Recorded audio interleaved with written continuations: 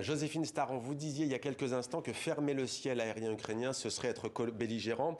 Il y a une question qui fait débat un peu partout dans le monde. Livrer des armes comme le fait Joe Biden, comme le font les Européens, est-ce être co-belligérant? Certains invoquent une charte de l'ONU qui dit que ce n'est pas être co-belligérant d'aider un pays qui est envahi de manière illégale de la sorte. Oui, on est à la limite, vraiment à la frontière entre la co-belligérance et le soutien logistique et matériel Pour à un Vladimir pays Poutine, en pas de guerre. doute en tout cas, c'est ça le... Ouais. Bien évidemment, pour Vladimir Poutine, aucun doute. Et il pourrait tout à fait utiliser cet argument à un moment donné, s'il se sent trop acculé, pour accuser les Occidentaux d'être vraiment des co-belligérants dans cette guerre et donc ensuite élargir son attaque.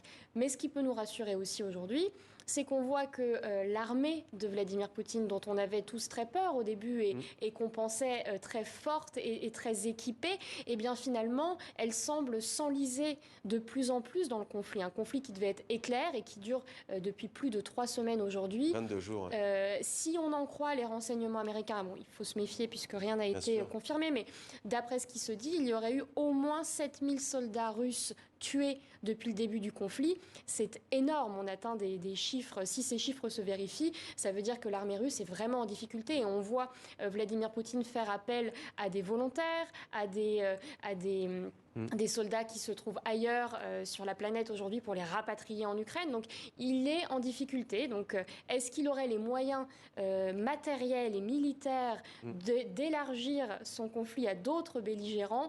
La question se pose. D'ailleurs, le